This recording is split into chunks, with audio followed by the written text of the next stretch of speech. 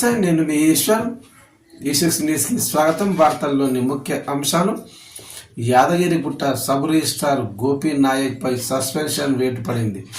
రూల్స్కు విరుద్ధంగా రిజిస్ట్రేషన్లు చేశాడని నిర్ధారణ కావడంతో సస్పెండ్ చేసినట్లు డిస్టిక్ రిజిస్ట్రార్ హరికోట్ల రవి తెలిపారు.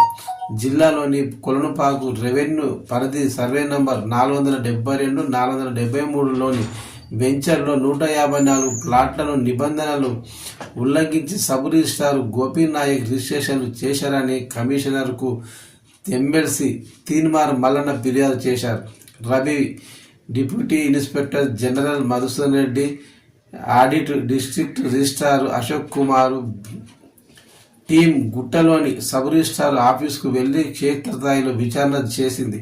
గత డిసెంబర్లో 21, 22, 23 తేదీల్లో సబ్ రిజిస్ట్రార్ గోపీ నాయక్ రూల్స్కు ఉల్లంఘించి 154 ప్లాట్లు నిర్ధారించి కమిషనర్కు రిపోర్టు చేసింది. దాని ఆధారంగా సబ్ రిజిస్ట్రార్ గోపీ నాయక్ను సస్పెండ్ చేశారు. తదుపరి రిజిస్ట్రేషన్స్ ట్రాన్సాక్షన్స్ జరగకుండా 154 ప్లాట్లను, డాక్యుమెంట్లను ప్రొహిబిటెడ్ లిస్టులో పెట్టామని డిస్ట్రిక్ట్ రిజిస్ట్రార్ రవి తెలిపారు.